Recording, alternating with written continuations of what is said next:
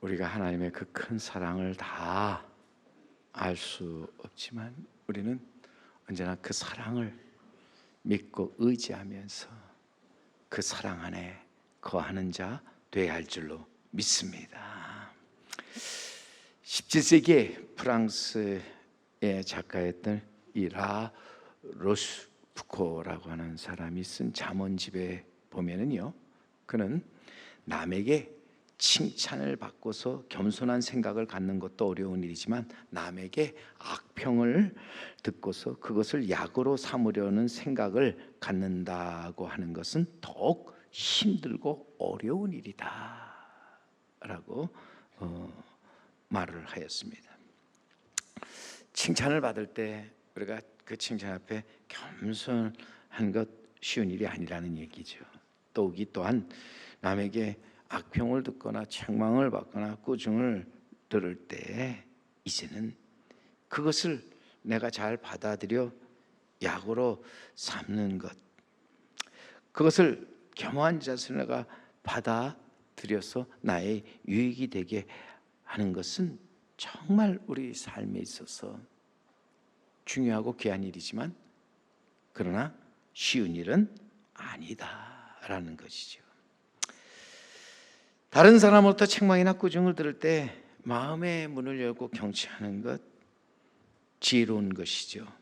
상대에게 그에 대한 기대 수준을 매우 높이며 나아가 큰 사랑과 칭찬을 받게 되는 길입니다.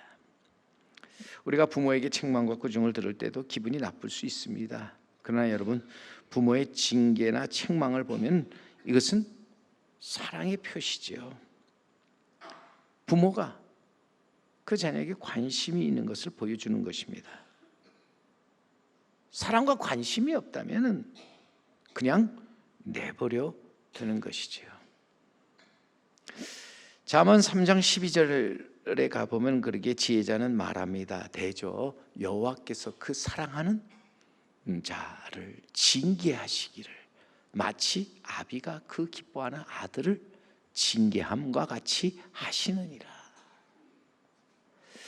또 히브리서 12장 11절에 보면 무릇 징계가 당시에는 즐거워 보이지 않고 슬퍼 보이나 후에 그로 말미암아 연단받은 자들은 의와 평강의 열매를 맺느니라 하였습니다. 분명 우리가 징계나 책망 꾸중을 받을 때에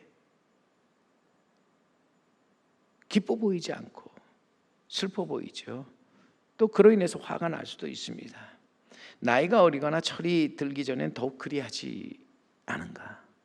하지만 그것으로 인해서 깨달음을 얻게 될 때 나아가서 그것을 통해서 이제는 연단을 받고 나아가서 우리 안에 새로움을 더할 때 우리는 그 안에서 귀하고 아름다운 열매를 맺는다는 것이죠. 솔직히 나를 사랑하시는 자의 징계나 그리고 책망 그리고 권고를 내가 어떻게 받아들이냐에 따라서 사실 나의 미래가 달라진다 하는 것입니다. 오늘 본문에 보면은 소아시아 7교회 가운데 7번째 나오는 교회이지요.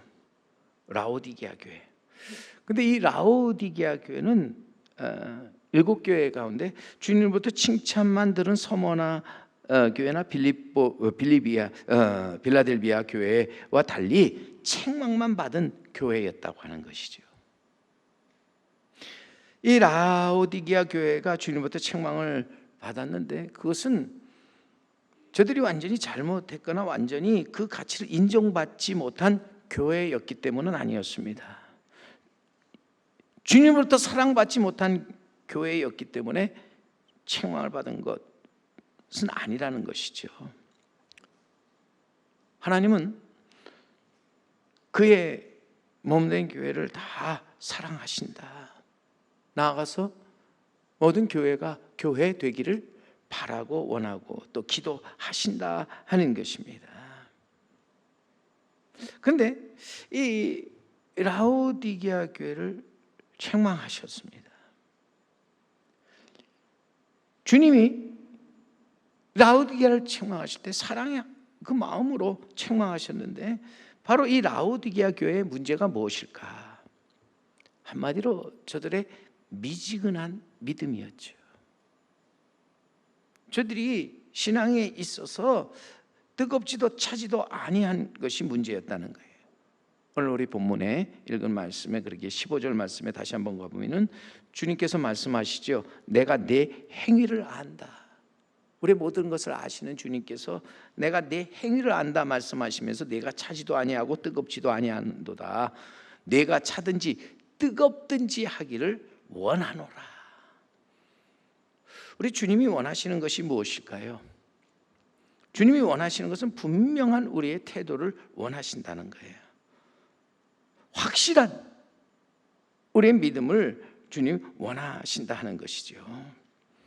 주님은 미지근하여 뜨겁지도 아니하고 차지도 아니한 그 모든 태도를, 그 모든 행위를 미워하시고 책망하시면서 우리 16절 말씀에 보시면 내가 이같이 미지근하여 뜨겁지도 차지도 아니하니 내 입에서 너를 토하여 버리리라 말씀하시죠. 분명히 미지근하여 이제는 뜨겁지도 차지도 아니한 라오디게아 교회, 그대로 간다면 그 입에서 토하여 버리리라 말씀하고 계십니다. 여기서 미지근하다고 하는 것은 입장이 분명하지 않은 상태를 말하고 있죠. 분명하고 확실치 않은 것입니다. 열정도 감각도 은혜도 없을 뿐만 아니라 확신, 판단도 없는 것입니다. 신앙에 있어서 미지근하다고 하는 것은 우리가 머뭇머뭇거리면서 우리가 모든 일에 주저하는 것이죠. 거기 그냥 우리가 나도 모르는 사이에 안주해 버리는 것입니다. 우리가 잘 아는 그래서 이야기 중에 끓는 물 안에 천천히 죽어가는 개구리 이야기가 있는데 처음부터 개구리를 펄펄 끓는 물 속에 집어넣으면 개구리가 깜짝 놀라서 밖으로 뛰쳐나옵니다. 하지만 미지근한 물에 넣고 온도를 서서히 높이면 개구리는 뜨거워지는 줄 모르고 그 안에서 계속 헤엄치고 놀다가 자신도 모르는 사이에 그 속에서 이제는 죽게 된다는 얘기죠. 이 이야기는 서서히 일어나는 중요한 변화에 반응하지 않고 무능하고 무관심한 사람들을 은유할 때 사용되는 얘기로서 어쩌면 오늘날 성도들과 교회들, 심지어는 우리 목회자들의 실체와 정체성을 사실 그대로 잘 표현해 주는 하나의 이야기라 볼 수 있습니다. 코로나 팬데믹 이후로 우리의 신앙 안타깝게도 미지근해져서 뜨겁지도 않고 차지도 않는 상태가 되어 버렸습니다. 우리는 우리 앞에 계속 펼쳐지는 상황 앞에서 그만 안주해 버렸다 하는 것이죠.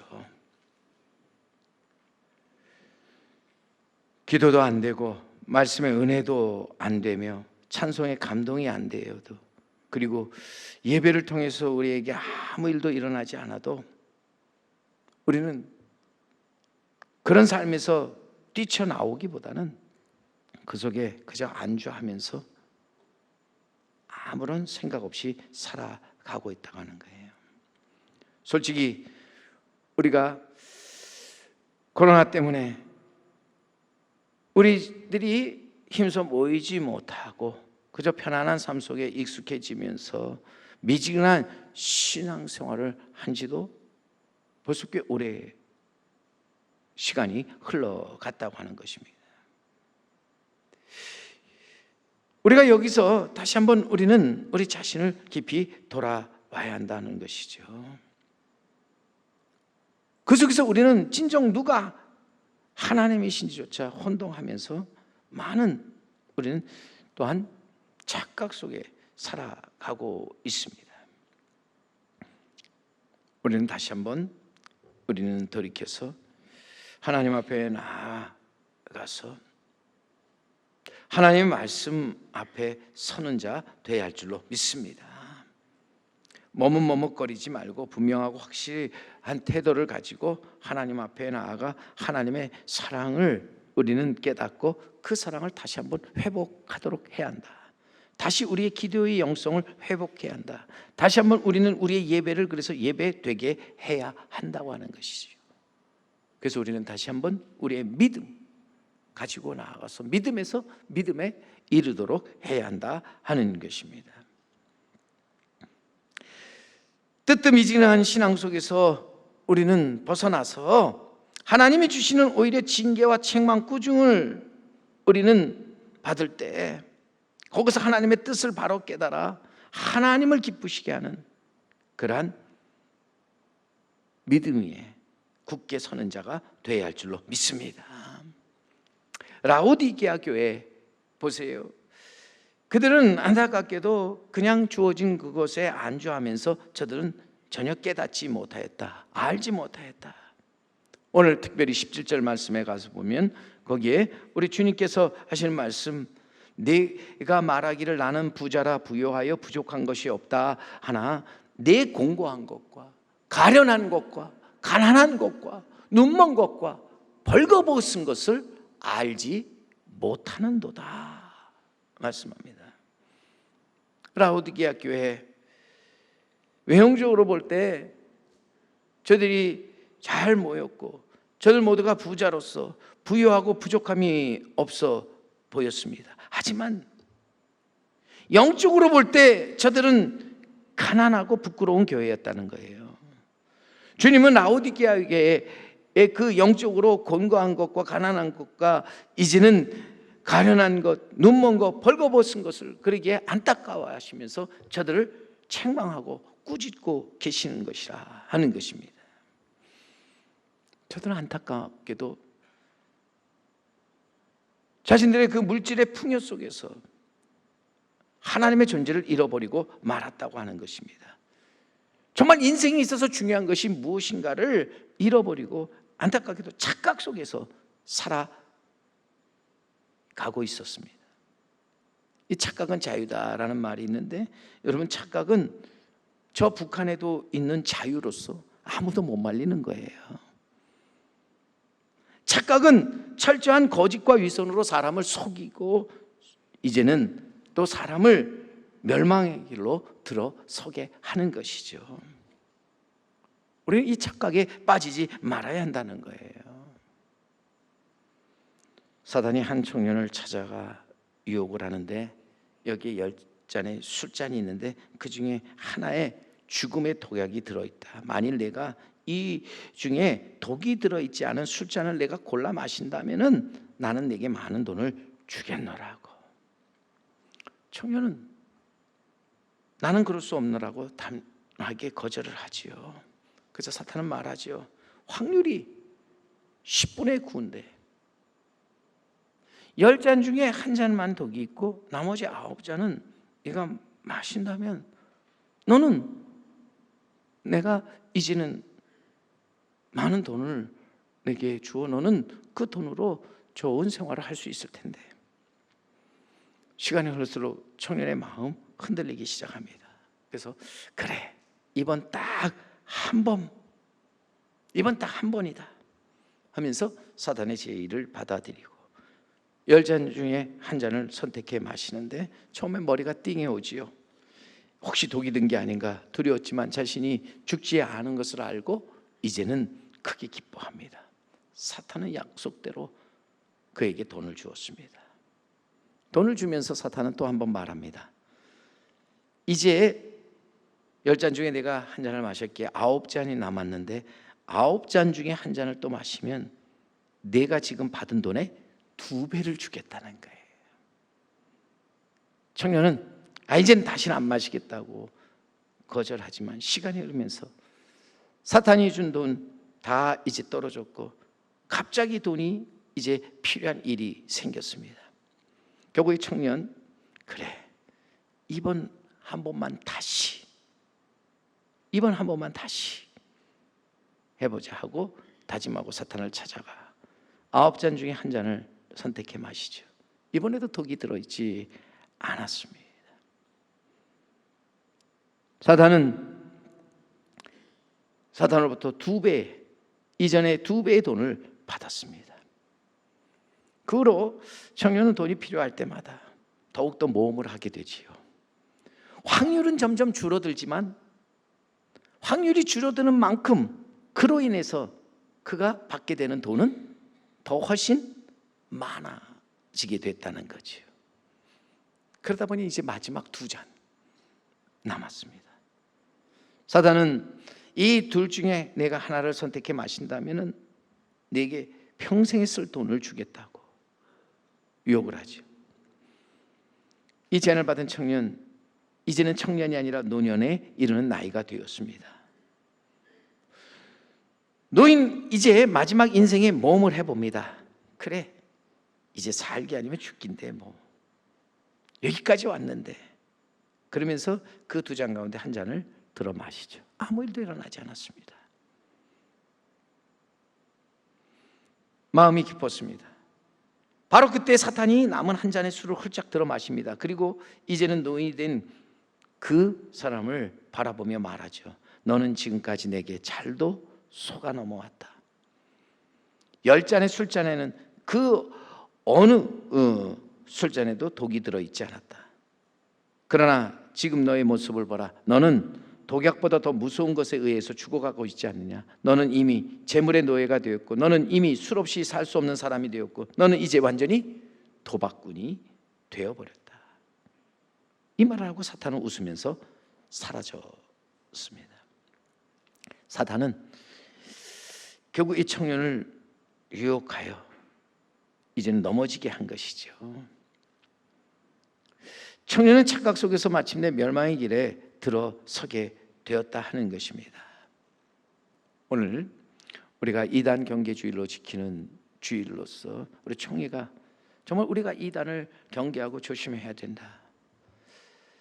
시대가 갈수록 많은 이단들이 우리에게 와서 우리를 쓰러뜨리고 넘어뜨리려고 하기 때문에 우리는 이 이단을 경계하며 나아가야 한다 하는 것이죠. 이단이 말하는 그 유혹에 빠지지 않도록 해야 한다는 거예요. 우리는 착각 속에 살아서는 안 된다고 하는 거예요. 사탄 마귀는 오늘도 우리를 착각과 거짓 속에 살아가도록 우리를 유혹합니다. 신앙의 민감성을 우리가 잃어버린다면 우리는 우리 자신이 얼마나 이제는 공고하고 가련하며 가난하고 눈멀고 벌거벗었는지 알지 못하는 비극의 주인공이 되고 만다는 것이죠. 우리는 그러기에 먼저 무엇보다도 주님 앞에 나가서 내 자신을 바라볼 수 있어야 한다 하는 거죠. 라오디게아 교회 교인들 비록 자신들이 잘 믿어 복된 삶을 누린다고 생각하였지만 착각이었다는 거죠. 육신적으로 볼 때 부자로 부유하고 부족함 없는 것처럼 그렇게 보였지만 영적으로 볼 때 저들은 공고하고 가련하며 가난하고 눈이 멀어 자신의 벌거벗은 것에 대해서 전혀 깨닫지 못하고 살았던 사람이라 하는 것입니다. 오늘도 우리는 살면서 의식주의 모든 문제가 해결되고 의학의 발달로 평균 수명이 훨씬 우리가 길어지며 모든 것이 이제는 리모컨이나 스마트폰 하나로 다 우리가 편안한 가운데 산다고 해서 여러분 이것이 우리에게 영원하리라고 착각해서는 안 됩니다. 이것이 우리가 천국이라고 속아서는 안 된다는 거예요. 사탄의 유혹에 빠져 하나님의 존재를 무시하고 이 땅의 물질만능주의, 기술만능주의의 노예가 되어서는 결코 안 된다고 하는 것입니다. 사람이 그 살면서 안타깝게도 신앙의 민감성을 잃어버리고 영안의 눈이 어두워질수록 들어야 할 것 듣지 못합니다. 보아야 할 것 보지 못합니다. 깨달아야 할 것 깨닫지 못하고 착각 속에 살아간다는 것이죠. 주님은 현실에 안주하고 착각 속에 사는 자에게 말씀하신다. 사랑의 주님, 라오디게아 교회가 미지근한 신앙과 착각과 거짓 속에서 영적인 가난하고 눈먼 삶을 사는 것을 안타까워하시면서 저들을 책망하시고 징계하시면서 다시 기회를 주시고 모든 것을 다시 회복하기를 바라셨다고 하는 거지. 그러기에 어찌 보면 라오디게아 교회를 향해서 징계하시고 책망하신 것, 주님 사랑의 증거라. 19절 말씀 여러분 가서 보세요. 19절에 그렇게 말씀에 보면은 오늘 보면 무릇 내가 사랑하는 자들을 책망하여 징계하노니 그러므로 네가 열심을 내라 회개하라 말씀하고 있습니다. 주님께서 그 사랑하는 자를 책망하고 징계하신다. 그러면서 그 책망과 징계를 통해서 저들이 열심을 내어 하나님께로 돌아오게 하신다고 하는 것이죠. 여러분, 하나님이 우리에게 하시는 징계나 책망, 그리고 그 중에는요 하나님의 깊은 뜻이 있습니다. 오늘 우리는 그 하나님의 깊은 뜻을 깨달아 나아가서 이제는 열심을 내어 하나님께 나아가는 자, 하나님께로 돌아가는 자 되어야 할 줄로 믿습니다. 오늘도 사랑의 주님께서 안주하고 착각 속에 사는 신앙을 가지고 사는 사람들에게 꾸짖고 책망하면서 열심을 내라 회개하라 말씀하고 계신다 하는 겁니다. 하나님은 그 사랑하는 자들에게 다시 기회를 주시고 모든 것을 회복하도록 하기 위해서 징계하신다. 우리를 멸망시키기 위해서가 아니라 우리를 다시 이제는 회복하고 부흥케 하기 위해서 꾸짖으신다. 우리를 미워해서가 아니라 우리를 사랑하시기 때문에 우리에게 책망하신다. 우리는 그러기에 하나님의 사랑을 확실히 믿고 나아가서 그 사랑 안에서 어떤 우리가 해야 할 일이 있다는 것입니다. 우리가 열심을 내어 하나님께 나아가서 진정 하나님 앞에서 우리가 해야 할 중요한 우리가 열심을 내어 우리가 힘써야 할 일이 있는데 오늘 18절 말씀, 오늘 우리에게 주시는 말씀, 이 말씀을 여러분 꼭 기억하며 나아갈 수 있기를 바랍니다. 오늘 18절 말씀에 주님 내가 너를 권하노니 내게서 불로 연단한 금을 사서 부요하게 하고 흰옷을 사서 입어 벌거벗은 수치를 보이지 않게 하고 안약을 사서 눈에 발라 보게 하라. 우리의 믿음을 회복하고 나아가서 또한 그 믿음의 부흥을 위해서 주님께서 우리에게 권하는 말씀입니다. 이것은 라오디게아 교회만이 아니라 오늘 우리 코로나 이후에 지금 안주하고 착각 속에 빠져 있는 우리 모든 교회들에게 주시는 하나님의 말씀입니다. 오늘 우리가 열심을 내어서 해야 할 세 가지. 첫째가 무엇입니까? 오늘 첫째로 내가 너를 권하노니 내게서 불로 연단한 금을 사서 부요하게 하라는 것입니다. 우리가 무엇으로 부요하고 부족함 없는 삶을 살아갈 수 있는가? 여기서 불로 연단한 금이라는 말은 시련으로 단련되어진 믿음을 가리키는 말로서 불로 연단한 정금과 같은 믿음을 가진 자, 참으로 부자로서 부유하고 부족함이 없는 사람인 줄 믿습니다. 오늘 우리들의 삶 속에서 우리는 세상의 재물로 부유한 자가 아니라 믿음에 있어 부유한 자가 되어야 할 줄로 믿습니다.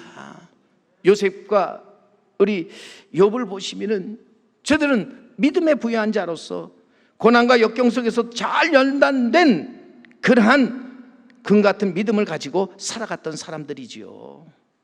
그들은 부유한 자들로서 부족함이 없고 늘 이 땅에서 그 믿음으로 승리했던 사람입니다. 오늘도 그러기에 우리는 나아가서 불로 연단한 금을 사서 부유한 자가 되어야 할 줄로 믿습니다. 둘째로 보세요. 흰옷을 사서 입어 벌거벗은 수치를 보이지 않게 하라 말씀합니다. 우리가 무엇으로 우리의 벌거벗은 수치와 부끄러움을 가릴 수 있습니까? 아담이 죄를 짓고 부끄러워할 때, 그가 모든 것을 벌거벗었을 때 하나님께서 그 부끄러움을 가리도록 하나님께서 가죽옷을 입혀 모든 것을 가리워 주었습니다. 그러나 여러분, 아무리 좋은 옷으로 감춰도 우리의 죄를 감출 수 없다 하는 것이죠. 오직 흰옷, 주님이 우리를 위해서 마련하신 흰옷을 입은 자만이 죄 사함을 얻고 이젠 모든 부끄러움과 수치를 감추어 보이지 않게 한다는 것입니다. 오늘도 우리는 주님 앞에 나아가서 그렇게 해서 주님이 우리를 위해서 마련해 주신 이 흰 옷으로 갈아입고 우리는 이 땅에서 우리 앞에 모든 벌거벗은 수치를 보이지 않게 하는 자 되어야 할 줄로 믿습니다. 하나님 앞에 섰을 때 우리는 그 앞에서 부끄러움과 수치를 당치 아니하도록 해야 할 줄로 믿습니다. 세 번째는요, 안약을 사서 눈에 발라 보게 하라 말씀하시죠. 이것은 우리가 육신의 눈으로 모든 것을 보지 말고 영적인 눈을 떠서 영적으로 모든 것을 바라보라는 얘기입니다. 눈이 어두워져서 우리가 볼 것을 보지 못할 때 우리는 정말 답답하고 어찌할 바를 모릅니다.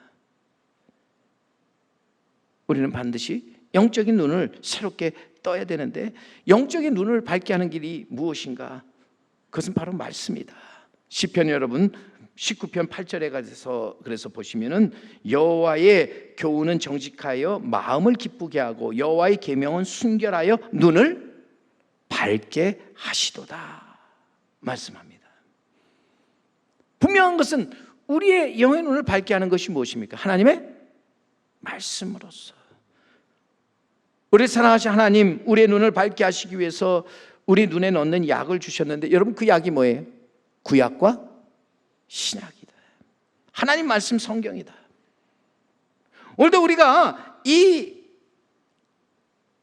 하나님의 귀한 언약의 말씀을 사서 우리는 우리 눈에 발라 보는 자가 되어야 한다 하는 것입니다.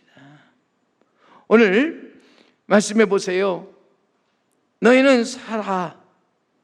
주님 앞에 나아가서 열심을 내어 이제는 너희들이 사야 될 것이 무엇인가?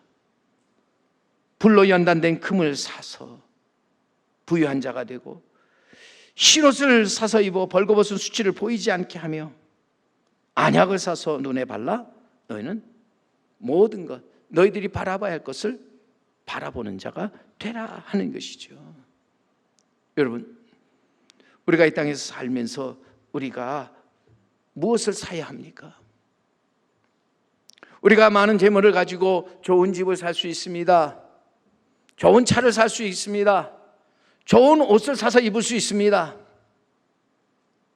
그러나 여러분, 우리가 사야 할 것이 무엇입니까?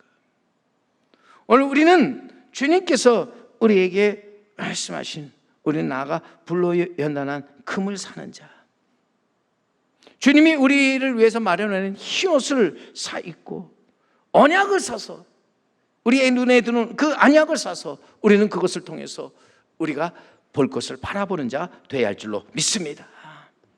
잠자고 있는 교회, 죽어가 있는 교회의 특징이 무엇입니까? 열심도 없고 미지근한 교회이죠. 착각 속에 이제 빠져 살아가는 교회입니다. 이러한 교회 주님이 와서 아무리 문을 두드려도 무관심적이고 무반응적인 태도를 보이게 됩니다.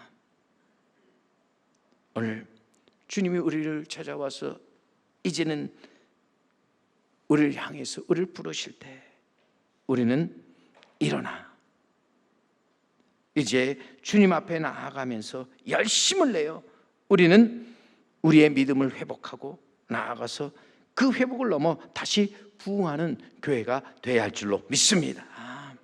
오늘도 나아가서 우리는 사랑의 책찍으로 우리를 징계하시고 또 우리에게 책망하시며 꾸중하실 때 우리는 그것을 통해서 우리는 하나님의 깊은 뜻을 깨달아 그 하나님의 뜻 가운데서 영적으로 부유하고 부끄러움 없이 그리고 밝게 살아가는 우리 성도 여러분, 그리고 제3계가 돼야 할 줄로 믿습니다.